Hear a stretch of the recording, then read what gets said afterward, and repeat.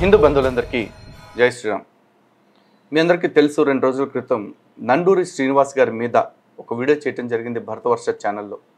అయితే అందులో నండూరి గారు చెప్తున్న ప్రవచనాల పట్ల కావచ్చు, లేకపోతే ఆయన చెప్తున్న ఇతర ఆధ్యాత్మిక సాధన మార్గాల పట్ల కావచ్చు, ఏవైతే అభ్యంతరాలు ఉన్నాయో ఆ అభ్యంతరాలన్నిటి గురించి కూడా మేము ఎందుకు బాధపడుతున్నాము, ఎందుకు ఇబ్బంది పడుతున్నాము, ఏమిటి మనకున్న అభ్యంతరాలు అనేది స్పష్టంగా తెలియచేయడం జరిగింది.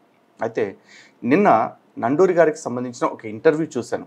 ఆ ఇంటర్వ్యూ చూసిన తర్వాత నాకు అర్థమైంది, బహుశా ఆయన చెప్పింది కూడా ఒకందుకు కరెక్టేనేమో అనిపించింది. అందుకే ఈ రోజు నుంచి నా పద్ధతి మార్చుకోవాలేమో అనుకుంటున్నా. మార్చుకోవాలనుకునే ముందు నండూరి గారు నాలో ఇంత మార్పు తెప్పించిన ఆ వీడియో ఏంటి, లేదా ఆ ఇంటర్వ్యూ ఏంటి అనేది మీకు తెలియాలి కదా. ఒక్కసారి చూడండి. బుద్ధుడు ఎప్పుడో ఒక మతం పెట్టలే, క్రీస్తు ఎప్పుడు పెట్టలే, రాముడు, కృష్ణుడు, శంకరుడు వీళ్ళెవరు మతాలు పెట్టలే. వాళ్ళు ఒక పాత్ర చూపిస్తే ఆ పాత్రలో వాళ్ళందరూ దానికి ఒక పేరు పెట్టుకున్నారు అంతే. అలాగే ఎవరి పాత్రలు వాళ్ళకి వచ్చిన తర్వాత ఇప్పుడు ఆ మహనీయుడు చూపించిన పాత్రని మనం ఫాలో అవ్వడం ఒక మార్గం. అలాగే అందులో ఎందుకు ఫాలో అవ్వాలి అంటే తార్కికంగా ఆలోచించో లేకపోతే ఉపాసన చేస్తూ తెలుసుకోవడం ఒక మార్గం. అది తగ్గిపోయి ఇప్పుడు ఏమైందంటే ఒకళ్ళ మీద ఒకళ్ళు బురద జల్లుకోవడం ఎక్కువైంది. ఒకళ్ళు వచ్చి మీ మతంలో చేస్తున్న అన్ని తప్పు చూడండి. ఇప్పుడు ఒక ఎక్స్ మతం వాళ్ళు ఉన్నారనుకోండి, వాళ్ళు ఏం చేస్తారంటే మత గ్రంథాలన్నీ తీసి ప్రతిరోజు పొద్దు నుంచి రాత్రి వరకు వాటిని కామెంట్ చేస్తూ వీడియోలు చేసి పెడతారు. ఏమిటంటే వీళ్ళని దూషిస్తే వాళ్ళకు ఒక రకమైన ఆనందం. వీళ్ళు ఏం చేస్తారు, వాళ్ళ మత గ్రంథాలు తీసి వాళ్ళ మీద బురద జల్లుతారు. ఇలాగా ఒక 3-4 సంవత్సరాలు వాడి దగ్గర నుంచి ఒక వీడియో వచ్చింది అనుకోండి, వీడికి రాత్రి ఇంకా నిద్ర పడుతుంది, రేపు పొద్దున్న లేచి వాడిని ఎలాగ సప్రెస్ చేయాలి. ఇద్దరు భగవంతుని చేరే పని చేస్తున్నారా? ఇద్దరు పనికొచ్చేదైనా చేస్తున్నారా? ఇద్దరు ఇది మానేసి ఇద్దరు వీళ్ళు ఒక అనాశరణాలయంలో అనాథ పిల్లలకి చేశారు అనుకోండి, అప్పుడు వాళ్ళ దేవుడు మెచ్చుతాడు, వీళ్ళ దేవుడు మెచ్చుతాడు. ఏమొస్తుందా ఛానల్స్ లో కూర్చుని ఒకళ్ళనొకళ్ళు కామెంట్ చేసుకుంటూ దెబ్బలాడుకుంటే? ఆ సాంప్రదాయాన్ని పాటించకుండా పక్కవాడి దాంట్లో వేలు పెట్టి ఇలాంటివి చేయడం అనేది కాలం విపరీతం అయిపోయింది. విన్నారు కదా శ్రీమాన్ నండూరి మహాశయుడు ఏం చెప్తున్నారు. ఇప్పుడు మరి నేనేం చేయాలి, నాలాగా పనిచేస్తున్న హిందూ కార్యకర్తలు ఎవరైతే ఉన్నారో వాళ్ళు ఏం చేయాలి అనేదానికి ఇదొక దిశానిర్దేశంగా తీసుకోవాలి. ఈ రోజు నుంచి మేమందరం కూడా బైబిల్ మీద, క్రిస్టియానిటీ మీద, ఇస్లాం మీద, నాస్తికుల మీద, నాస్తికత్వం మీద, కమ్యూనిజం మీద వీడియోలన్నీ చేయటం మానేసి ఏదో ఒక మంత్రాన్ని సాధన చేసుకుంటూ ముక్కు మూసుకొని అలా కూర్చోవాలని చెప్పేసి చెప్తున్నారు. మరి అలాగే కూర్చోమంటారా? ఇది కూడా మీరే చెప్పండి. ఇలాంటివన్నీ ప్రచారం చేస్తున్న వాటిని పట్టుకుని నాలాంటి వాడు కాసేపు నిజాలు మాట్లాడితే, నేను ఇంకా నండూరి గురించి పూర్తి నిజాలు ఏం చెప్పలా. నండూరి గారు మాట్లాడిన మాటల్లో నా దృష్టికి వచ్చిన ఏవైతే ఒక 2-3 అభ్యంతరాలు ఉన్నాయో వాటి గురించి మాత్రమే మాట్లాడా. కానీ ఈరోజు ఆయన వీడియోలు ఎతుకుతూ ఉంటే చాలా వీడియోల్లో చాలా అభ్యంతరకరమైన విషయాలు దొరుకుతూ ఉన్నాయి. ఇవి మాట్లాడుతూ ఉంటే చాలామంది నండూరి గారి అభిమానులు కామెంట్లు పెడుతున్నారు. ఈ వీడియో నిజానికి నండూరి శ్రీనివాస్ గారి కంటే కూడా నండూరి శ్రీనివాస్ గారి అభిమానులకి, లేకపోతే వారి వీడియోస్ ఫాలో అవుతున్న వాళ్ళు ఎవరైతే ఉన్నారో వాళ్ళకి సమాధానం చెప్పడానికి నేను ఖచ్చితంగా వినియోగించి తీరాలి. ఎందుకంటే ముఖ్యంగా వీళ్ళు చేస్తున్న ఆరోపణలు ఏంటి, అదిగో ఈ లలిత్ కుమార్ అనేవాడు ఒకప్పుడు క్రిస్టియన్, ఇప్పుడు కూడా కావాలని హిందూగా నటిస్తున్నాడు తప్ప వీడు క్రైస్తవుడిగానే ఉన్నాడు, అందుకే హిందూ ప్రవచనకర్తల్ని విమర్శిస్తున్నాడు అని చెప్పేసి. నేను ప్రవచనకర్తలను ఎందుకు విమర్శిస్తా? ఇలాంటి ప్రవచనాలు అద్భుతంగా చెప్పేవాళ్ళు ఇంకా చాలామంది ఉన్నారు. వద్దపతి పద్మాకర్ గురువు గారు కావచ్చు, గరికపాటి గారు కావచ్చు, సామవేదం గారు కావచ్చు, ఇట్లాంటి వాళ్ళు చాలామంది ఉన్నారు. మేము ఎవరిని వ్యతిరేకించట్లేదే. ఎందుకు వ్యతిరేకించట్లా? ఎందుకంటే వాళ్ళు చెప్పే దానిలో ఎక్కడా కూడా ఇటువంటి అభ్యంతరకరమైన లేకపోతే వివాదాస్పదమైన వ్యాఖ్యలు ఏమీ లేవు కాబట్టి. కానీ నండూరి శ్రీనివాస్ చెప్తున్న దానిలో ఇప్పుడు ఈ వ్యాఖ్య చేశాడు. దీనిలో ఏమంటున్నాడు, వీడి మతాన్ని వాడి మతాన్ని వీడు కించపరుస్తూ ఉంటాడు, వీడు ఒక వీడియో పెడితే వాడు ఊరుకుంటాడా, వాడు రెచ్చిపోతాడు కదా అని చెప్పేసి అన్నాడు. రెచ్చిపోతాడు? వాడు ఎవడో రెచ్చిపోతాడని చెప్పేసి మనం రెచ్చిపోవటం మానేస్తామా? మన ధర్మం గురించి చెప్పుకోవటం మానేస్తామా నండూరి గారు?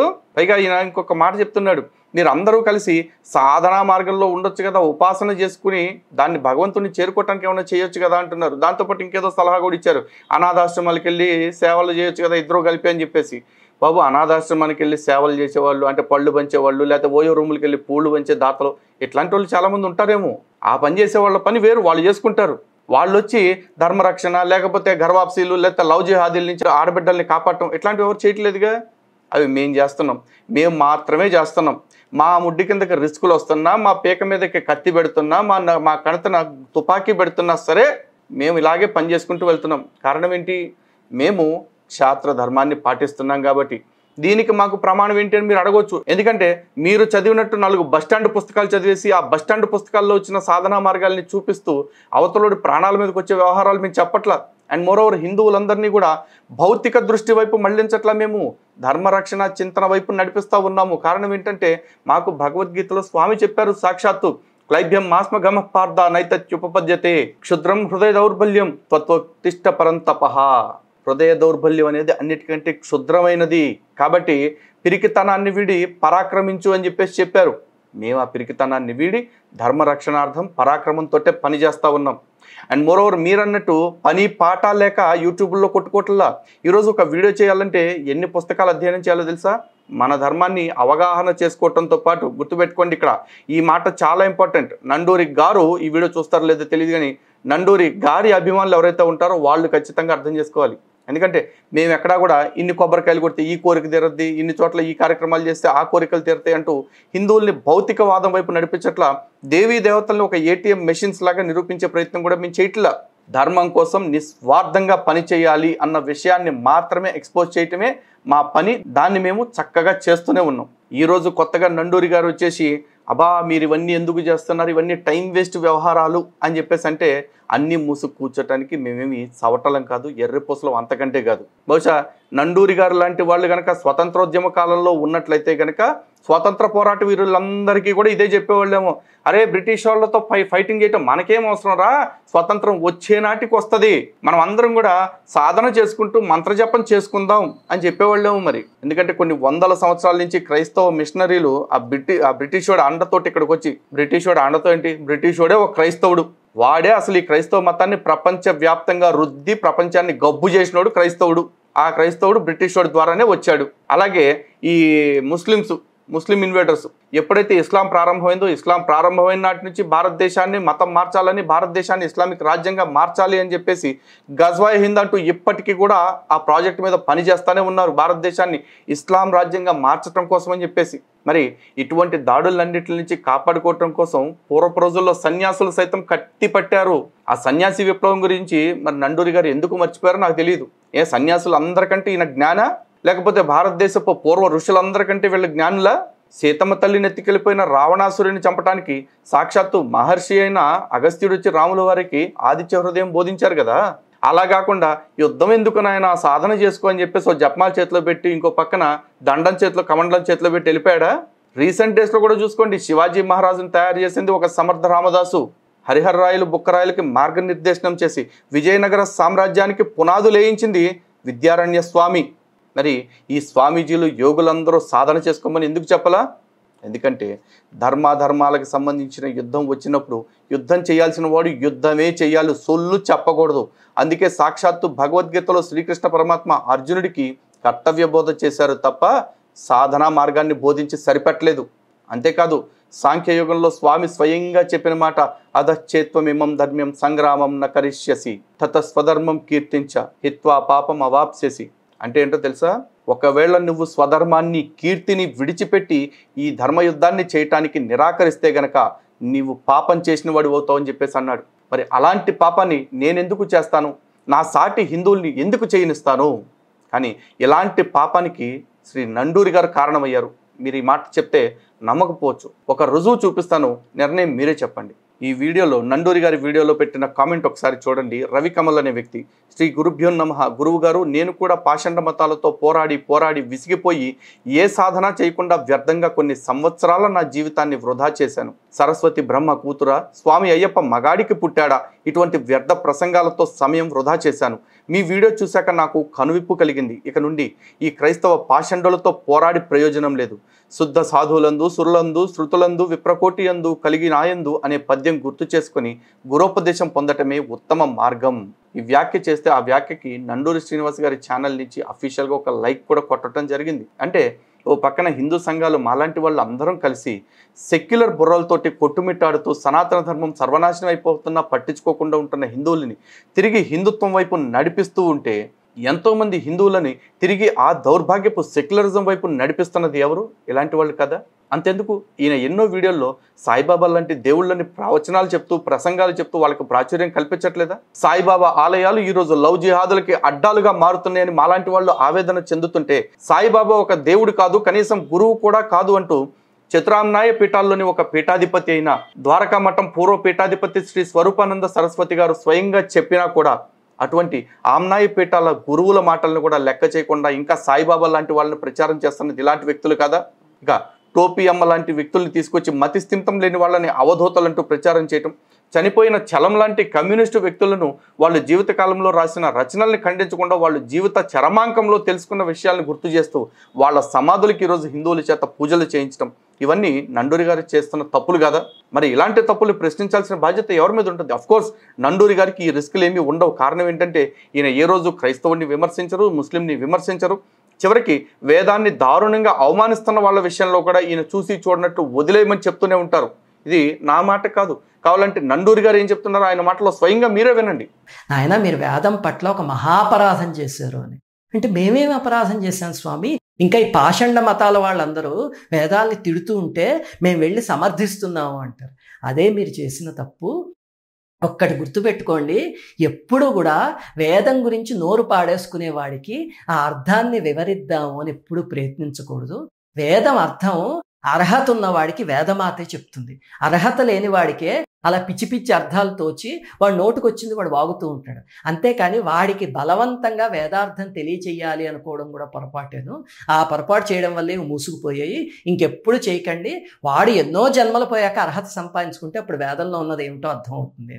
చూసారుగా, వేదాన్ని ఎవరైనా అపహాస్యం చేసినా, వేదానికి వక్ర భాష్యం చెప్తూ తప్పుడు ప్రచారం చేసినా, అంటే నిన్న మొన్న సిరాజ్ కావచ్చు, లేకపోతే కొంతమంది క్రైస్తవ పాస్టర్లు కావచ్చు, వేదాల్లో యేసు ఉన్నాడు, పురాణాల్లో పీసు ఉన్నాడు, లేకపోతే ఆ మాదేవుడు ఉన్నాడు, మహమ్మద్ ఉన్నాడు అంటూ వాళ్ళు అబద్ధాలు చెప్తూ ఉంటే అటువంటి వాటిలన్నిటిని విని మనం మూసుకు కూర్చోవాలి. అలాగే సిరాజ్ లాంటి వేదం నిండా కూడా హింస, దారుణమైన ఘోరాలు, నేరాలే ఉన్నాయంటే మనం అలాగే అని కూర్చోవాలి. ఎన్నో జన్మల తర్వాత వాడు తెలుసుకుంటాడు అని మనం మూసుకుని కూర్చోవాలా? ఏమండి, ఇది ఏ కాలంలో ఉన్నారో నాకు తెలియదు నండూరి గారు, కానీ సిగ్గుపడాల్సిన విషయం ఏంటంటే వేదం గురించి పరిజ్ఞానం ఉన్న వ్యక్తులు వేదానికి సంబంధించి జరుగుతున్న తప్పుడు ప్రచారాన్ని ఖండించి సత్యస్థాపన జనాల్లో చేయాలి తప్ప, చేస్తున్న వాడిని కూడా విమర్శిస్తూ ఇట్లాంటి వాళ్ళు ఏం మాట్లాడుతున్నారో చూడండి. వేదాన్ని నిందించే వాడిని వాడి దారిని వాడిని వదిలేస్తే వాడే తెలుసుకుంటాడు. వేదమాత అనుగ్రహం ఉన్నవాడికి వేదం దానంతట అదే అర్థమవుతుందని చెప్పేసి అంటున్నాడు. ఏమో మరి ఈ రోజున వేదాన్ని గురించి అంతో ఇంతో పరిజ్ఞానంతో అవతల వాడికి కళ్ళు తెరిపించాలని చెప్తున్న వాడికి వేదమాత అనుగ్రహం ఉంది అని మీరు ఎందుకు అనుకోవట్లే అసలు? అలాగే మీరు ఏ కాలంలో ఉన్నారో నాకు తెలియదు. ఈరోజు వేదం నమ్మని వాడు నేను నమ్మను అనుకుని కూర్చుంటే గొడవ లేదు. కానీ వాడు నమ్ముతున్న తప్పుడు విధానాలు, వాడు నమ్ముతున్న అబద్ధాలు ఏవైతే ఉన్నాయో వేదంలో, అవే యూట్యూబ్ మాధ్యమంగా, ఫేస్బుక్ మాధ్యమంగా, వాట్సాప్ మాధ్యమంగా ప్రజలందరిలోకి పంపుతూ ఉంటే, చాలామంది హిందువులు దాన్ని నమ్ముతూ ఉంటే, నమ్మితే నమ్మారులేండి, నేను సేఫ్గా ఉన్నాను, నా ముడ్డి కింద ఆసనం చక్కగా ఉందా లేదా అని అనుకుంటూ నేను మాత్రం జపమాలు తీసుకుని కూర్చోవాలా? చెప్పటానికి బహుశా ఆయన సిగ్గుపడకపోవచ్చు, దాన్ని సమర్థించడానికి ఖచ్చితంగా నేను సిగ్గుపడతాను. కారణం ఏంటంటే సనాతన ధర్మాన్ని కాపాడటం కోసం కంకణం కట్టుకున్న అతి కొద్ది మంది వ్యక్తులు ఎవరైతే ఉన్నారో అటువంటి మహాత్ములలో చాలామంది ఈ రోజున అటువంటి నీచుల్ని ఖండిస్తున్న వాళ్ళు ఉన్నారు. ఈయన చేసిన వ్యాఖ్య, ఈయన చేస్తున్న ఉపమానాలు ఏవైతే ఉన్నాయో అలా పనిచేస్తున్న ప్రతి ఒక్కడికి అది అవమానం కిందే, ఇంక్లూడింగ్ నాతో సహా. మరి నన్ను నేరుగా అవమానించినప్పుడు, నాలాగా ధర్మం కోసం పనిచేస్తున్న వాళ్ళని అవమానించినప్పుడు మరి మేము ఖండించకుండా ఎలా ఉంటాం? అండ్ ఇది మాత్రమే అనుకుంటే పర్లా, వీళ్ళందరూ కలిసి ఇట్లాంటి వాళ్ళు కొంతమంది ఏం చేస్తూ ఉన్నారు, హిందువులందరినీ ఎంతో కష్టపడి మేమందరం కూడా కోరికలు కాదు దేవుడి దగ్గర అడగాల్సింది, దేవుడు అంటే ఒక ఏటీఎం మెషిన్ కాదు అని నిరూపించడం కోసం మేము ప్రయత్నం చేస్తూ ఉంటే తిరిగి వీళ్ళు ఏం చేస్తూ ఉన్నారు, మన కోరికలు తీర్చుకోవటానికి కావలసిన సాధనలు ఏమిటి అంటూ భౌతిక అవసరాలను తీర్చే దేవీ దేవతల చుట్టూ, భౌతిక అవసరాలను తీర్చే శక్తుల చుట్టూ మనని తిరిగేలాగా చేస్తూ ఉన్నారు. సాక్షాత్తు భగవద్గీతలోని కర్మ సన్యాస యోగంలో శ్రీకృష్ణ పరమాత్మ స్వయంగా చెప్పిన మాట, యోగ సన్యస్త కర్మాణం జ్ఞాన సంచిన్న సంశయం అని చెప్పేసి. అంటే నీ కర్మలన్నిటిని విడిచిపెట్టేసి జ్ఞానము ద్వారా తెలుసుకునే ప్రయత్నం చేయమని చెప్పేసి ఆయనే చెప్తే, వీళ్ళు జ్ఞాన మార్గం నుంచి తిరిగి సంపూర్ణంగా కర్మ మార్గం వైపే మళ్ళీ నడిపిస్తూ ఉన్నారు. ఒకనాడు మితిమీరిపోయిన ఈ కర్మకాండాల వల్లే కదా బౌద్ధము, జైనం లాంటి మతాలు పుట్టుకొచ్చి సనాతన ధర్మం మీద విపరీతమైన దాడి చేయటం ప్రారంభించింది. మళ్ళీ తిరిగి మనం ఇదే కర్మ మార్గం వైపు నడిపిస్తూ ఉంటే, అంటే కర్మ చేయటం తప్పని కాదు, కానీ జ్ఞానము లేని కర్మ ఏదైతే ఉంటుందో, మితిమీరిన కర్మకాండ ఏదైతే ఉంటుందో, అంటే ఏం చేస్తున్నామో మాత్రమే తెలుసుకుంటూ ఎందుకు చేస్తున్నామో తెలుసుకొని కర్మకాండ ఎప్పటికీ నిష్ప్రయోజనమే కదా. మరి అటువంటి కర్మకాండల వైపు నడిపించటమే కాకుండా ఇక్కడ వీళ్ళు చేస్తున్న కొన్ని ప్రసంగాలు అదేవిధంగా ప్రవచనాలు కూడా చూస్తూ ఉంటే చాలా బాధాకరంగా ఉంటాయి. అంటే మనం నిత్యం చేసే పరమాత్మ సాధన ద్వారా మన కోరికలు పొందటం మనకు ఆలస్యం అవ్వచ్చు, పరమాత్మ సాక్షాత్కారం ఆలస్యం అవ్వచ్చు. అదే మనం తీవ్ర దేవతలు లేదా ఉగ్ర దేవతలను ఆరాధిస్తే మనకు ఫలితాలు చాలా తొందరగా వస్తాయి అంటూ ప్రచారం చేస్తున్నారు. వీటితో పాటు శవదేవుళ్ళను కూడా పూజ చేపిస్తున్నారు. అంటే సమాధుల్లో ఉండే సాయిబాబా లాంటి వాళ్ళని, లేకపోతే మతిస్థితం తప్పు తిరుగుతున్న టోపీ అమ్మ లాంటి వాళ్ళని, ఇటువంటి వాళ్ళని కూడా పూజలు చేపిస్తూ ఉన్నారు. నాకు అర్థం కానిది ఏంటంటే సనాతన ధర్మంలో భగవంతుడు ఎందుకంత దుర్లభుడయ్యాడు? ఎందుకంటే మనం ఏ మార్గంలో తెలుసుకోవాలనే ప్రయత్నం చేస్తున్నామో ఆ మార్గాన్ని విడిచిపెట్టడం వల్ల కదా. లలితా సహస్రనామంలో కూడా అమ్మవారు చాలా స్పష్టంగా చెప్తున్నారు కదా, అంతర్ముఖ సమారాధ్య బహిర్ముఖ సుదుర్లభ అని చెప్పేసి. భగవంతుణ్ణి పొందాలి అంటే అంతర్ముఖ ప్రయత్నం కదా మనం చేయాల్సింది. అలా చేసిన ప్రయత్నంలోనే భౌతికంగా కూడా ప్రయోజనాలు పొందిన వాళ్ళు ఎంతోమంది ఉన్నారు. ఈ రోజున గజేంద్ర మోక్షం చూసినట్లయితే స్వామిని శరణాగతి చేస్తూ నువ్వు తప్ప నాకు వేరే దైవం లేదు, వేరే దిక్కు లేదు, కావవే వరద అని ఒక్క పిలుపుతో పిలిస్తే వైకుంఠం నుంచి ఆ శ్రీ మహావిష్ణువు ఎలా వచ్చాడు? తన అలంకరణలు సైతం, తన దేవేరిని సైతం అన్నీ విడిచిపెట్టేసి అప్పటికప్పుడు ఆ గజేంద్రుణ్ణి కాపాడటానికి రాలేదా? అది తొందరగా వచ్చినట్లు కాదా? అలాగే ప్రహ్లాదుణ్ణి అనేక మార్లు అనేక రకాలుగా చంపబోతుంటే తలుచుకున్న వెంటనే వచ్చి ప్రహ్లాదుణ్ణి కాపాడింది ఎవరు? స్వామి కాదా? ఈ కలియుగంలో సమీప కాలంలో చూసుకుంటే తిరుమల సాక్షిగా హాతీరాం బావాజీని పిలిచిన వెంటనే గజేంద్రుడి రూపంలో వచ్చి తనని కాపాడింది ఎవరు? ఆ దేవుడి కాదా? ఇన్ని ఉదాహరణలు ఇక్కడే ఉంటే ఎక్కడెక్కడికో వెళ్ళిపోయి అసలు పరమాత్ముడు దుర్లభుడు అంటారు. చివరికి మార్కండేయుడు ప్రాణం తీసుకువెళ్ళటానికి పాశంతో సహా యమధర్మరాజు వస్తే యమధర్మరాజును ఒక తాపు తన్ని మార్కండేయుడిని కాపాడిన పరమశివుడు భక్త సులభుడు కాదా మరి? ఇలా ఎన్ని ఉదాహరణలు ఉంటే ఈ రోజున వీళ్ళు దేవీ దేవతల మీద కూడా తప్పుడు ప్రచారం చేస్తూ పరమాత్ముడు వచ్చి కాపాడటానికి చాలా టైం పడుద్ది కాబట్టి ఈలోపు వేరే దేవతలను ఆరాధించండి అంటున్నారు. ఇదేం కర్మ నాకు? నేరుగా ప్రధానమంత్రి వచ్చి నీకేం కావాలో చేసి పెడతాను అని అపాయింట్మెంట్ ఇస్తే కూడా వద్దు, నాకు కౌన్సిలర్ దగ్గర నుంచి వస్తానని చెప్పి అడిగి వెళ్ళినంత చిల్లరగా ఉంది వ్యవహారం. ఈ నా మాటలు కొంతమందిని బాధపెట్టుండొచ్చు, కొంతమందికి నచ్చకపోనువచ్చు. అరే కొంతమంది ఏంటి వీడు ఏకంగా ప్రవచనకర్తలనే విమర్శిస్తున్నారు అని చెప్పేసి కూడా అనొచ్చు. నేను అంతే చెప్తానండి. ఎందుకంటే నాకు మీ ఎవరి దగ్గర నుంచి ఎటువంటి మెప్పు వద్దు. నేను మీకు ఎవరికి ఎటువంటి సాధనా మార్గాలు చెప్పను. నేను ధర్మరక్షణకి ఎటువంటి ఉపయోగం అనేది మాత్రమే చెప్తా. నా వ్యక్తిగత స్వార్థానికి నేను భగవంతుడిని కోరికలు కోరట్లా. నా వ్యక్తిగత స్వార్థంతో పాటు మీరు కూడా వ్యక్తిగత స్వార్థంలో మునిగిపోండి అంటూ మీకు ఎటువంటి మార్గాల్ని నేను బోధించట్లేదు. ఒకవేళ సనాతన ధర్మంలో భగవంతుడిని పొందటానికి ఆలస్యం అవుతుంది, భగవంతుడి ద్వారా కొన్ని కోరికలు మనకి సిద్ధించట్లేదు అంటే అవి మనకి బహుశా యోగ్యమైనవి కావు అని భగవంతుడు నిర్ణయించినట్లని తెలుసుకోండి. ఎందుకంటే ఈరోజు ఒక బిడ్డ తండ్రి దగ్గరికి వెళ్ళి నాన్న నాకు బైక్ కావాలి, కారు కావాలి అంటే తండ్రి వెంటనే బైకో కారు ఇచ్చేసాడు అంటే వాడు తండ్రి కాదు, వాడు ఆ బిడ్డకి ద్రోహం చేస్తున్నవాడితో సమానం. ఎప్పుడైతే ఆ తండ్రి వాడికి లైసెన్స్ పొందే యోగ్యత వచ్చిందా, ఆ తర్వాత వాడికి లైసెన్స్ ఇప్పించాడా, లైసెన్స్తో పాటు ఆ వాహనం ఏదైతే ఉందో దాన్ని తోలటంలో సరైన శిక్షణ ఇప్పించాడా, అన్నీ ఇప్పించి అప్పుడు ఆ తండ్రి ఖచ్చితంగా యోగ్యతని పరిశీలించి ఇచ్చినట్లు, యోగ్యత కలిగిన వాడికి ఇచ్చినట్లు. లేని పక్షంలో అవతల వాడు దాన్ని తీసుకువెళ్ళి ప్రమాదాలు కొని తెచ్చుకుంటే ఖచ్చితంగా బాధపడేది మళ్ళీ ఆ తండ్రే. బహుశా సనాతన ధర్మంలో అలాంటి తండ్రి కాబట్టే మన భగవంతుడు కొన్ని కోరికలు మనకి తీరట్లేదని మనకు అనిపించవచ్చు. కానీ దాని వెనకాల మన యోగ్యత ఏమిటి అనేది మనమే పరిశీలించుకోవాలి. అయితే ఇలాంటి క్రమంలోనే కొందరు ప్రవచనకర్తలు వచ్చేసి ఇక్కడ కోరికలు తీరకపోతే ఇక్కడ తీర్చుకోవచ్చు, ఇలా షార్ట్కట్లో తీర్చుకోవచ్చు అని చెప్తున్నారు. అంటే ఒకటే గుర్తుపెట్టుకోండి, నీ తండ్రి నీకు బండో కారో ఇవ్వలేదు కాబట్టి పక్కింటోడి దగ్గరికి వెళ్ళి బండో కారో అడుగు, వాడిస్తే రేపటి నుంచి వాడినే తండ్రి అని పిలువు అన్నంత దౌర్భాగ్యపు స్థితికి తీసుకువెళ్తున్నారు. మరి అలాంటి స్థితికి నేను ఎందుకు తీసుకువెళ్తా? రేపు కోరికలు తీర్చుకోవటము లేకపోతే భగవంతుడు ఒక ఏటీఎం మిషన్ గానో ఒక ఆర్ఎంపీ డాక్టర్ గాని చూడటం లక్ష్యం అయితే కనుక ఇప్పుడు క్రైస్తవులు ముస్లింలు చేస్తున్నది కూడా హిందూ దేవుళ్ళ పట్ల అదే ప్రచారం. మరి అలాంటి ప్రచారమే చూద్దామా మనం కూడా?